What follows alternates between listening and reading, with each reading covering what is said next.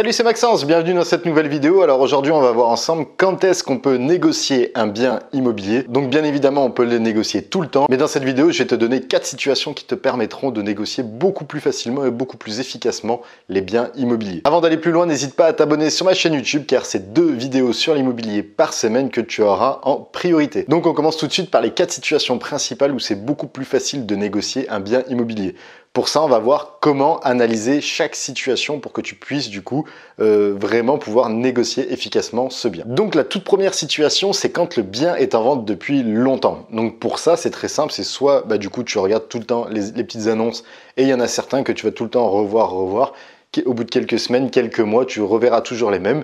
Là, du coup, potentiellement, tu auras une marge de négociation parce que du coup, si le propriétaire veut vendre son bien, il sera obligé, dans tous les cas, de baisser son prix parce que du coup, c'est-à-dire que le prix n'est pas adapté avec le type de bien qu'il souhaite vendre. Donc, si tu n'as pas forcément trop de temps à passer sur Internet, moi, je te conseille de télécharger le plugin Castorus. Donc, c'est un petit plugin, en fait, qui te permettra de voir tout simplement l'évolution du prix et depuis combien de temps le bien est à la vente. Donc, ça, c'est un petit plugin qui est très intéressant et du coup, c'est totalement gratuit, c'est castorus.fr. Et du coup, voilà, ça te permettra de savoir, même si c'est pas forcément indiqué, parce que par exemple, sur Le Bon Coin, Se Loger, il suffit de rafraîchir l'annonce ou de remettre une nouvelle annonce, même si c'est la même, sur ces sites.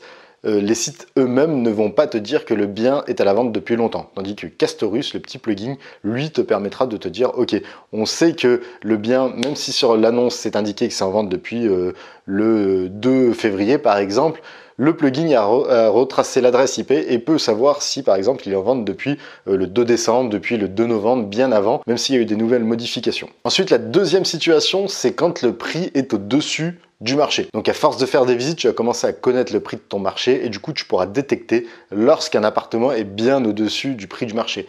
Donc si potentiellement c'est un appartement qui te plaît de par son lieu, de par le type de bien qu'il est, tu peux, si le bien est au-dessus, du coup négocier en disant, bah regarde, le prix du marché de temps actuellement, ton appartement a rien de plus, rien de moins, il n'y a rien d'exceptionnel.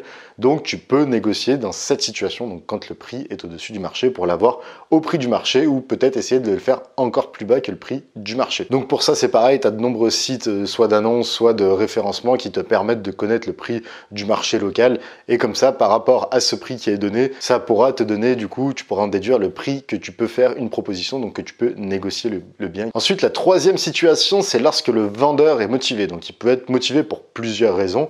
Ça peut être par exemple une mutation professionnelle, ça peut être un divorce, ça peut être un décès ou tout simplement un changement de vie. Et par exemple, si c'est un changement de vie et qu'il a déjà, je te dis une bêtise, par exemple, fait construire une maison alors qu'il n'a toujours pas vendu son appartement, là ça peut être problématique pour lui et il peut être pressé en fait de vendre cet appartement parce qu'il a sûrement souscrit à un prêt qui s'appelle un prêt relais en fait. C'est le prêt qui va faire le relais entre les deux projets immobiliers. Donc voilà, si tu arrives à bien analyser cette situation, si tu arrives à voir que le vendeur est motivé, potentiellement, tu pourras négocier ce bien. Après, s'il a un prêt relais, tu ne pourras pas forcément trop négocier non plus parce que du coup, il aura un restant à rembourser.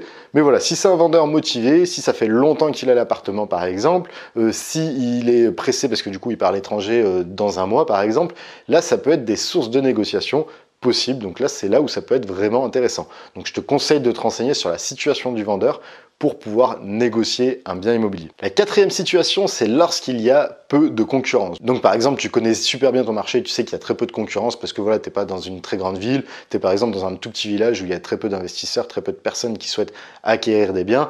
Là, potentiellement, tu pourras très facilement négocier parce que du coup, s'il n'y a personne qui est en face, qui peut faire d'autres propositions en parallèle de la tienne, tu peux être assez tranquille. Si tu es dans des villes où il y a beaucoup plus de turnover, déjà un appartement qui est en vente depuis plus longtemps, et bien logiquement, s'il n'est toujours pas vendu, c'est que ça soit pas forcément de concurrence, soit que le bien est surestimé. Mais en général, s'il y a peu de concurrence, c'est peut-être qu'il y a des défauts. Donc lorsqu'il y a des défauts, il y a des personnes qui ont peur tout de suite, qui ne cherchent même pas à savoir si on peut résoudre ces défauts, si on peut résoudre ces problèmes. Donc généralement, ils vont pas aller sur ce type de projet. Donc tu peux aussi très bien demander à l'agent immobilier s'il y a beaucoup de visites, ou pas. C'est vrai que s'il n'y a pas trop de visites, ça te laissera la possibilité de bien négocier. Par contre, s'il y a énormément de visites, si tu vois qu'il y a des personnes avant toi, des personnes après toi pour la visite, là ça peut être compliqué et il faudra mieux pas négocier si c'est une très bonne affaire. Donc voilà, le fait déjà de connaître son marché, ça pourra te permettre de savoir s'il y a peu de concurrence, et si c'est un marché où il y a un peu de concurrence, voir le bien, si sur le bien en lui-même, il y a de la concurrence ou pas, s'il y a beaucoup de visites ou pas, s'il y a déjà des offres qui ont été effectuées ou pas. Donc là, c'était 4 situations où il est tout à fait possible de négocier. Bien évidemment, c'est pas forcément tout le temps utile. Et si tu veux connaître quelques questions qui sont ultra efficaces pour bien négocier, je te mettrai à la fin de cette vidéo un lien vers l'autre vidéo où je t'explique quelques phrases pour pouvoir négocier efficacement un bien immobilier. Donc c'est des phrases qui m'ont permis d'économiser 42 000 € sur un projet immobilier. Donc voilà pour ce qui était de cette vidéo. J'espère qu'elle t'a plu. N'hésite pas à la liker, à la partager. Et n'hésite pas aussi à télécharger mes 2 heures de formation totalement gratuite sur l'immobilier et l'indépendance financière. Donc c'est en dessous sur YouTube, au-dessus sur Facebook. Et moi je te dis à très bientôt pour une nouvelle vidéo.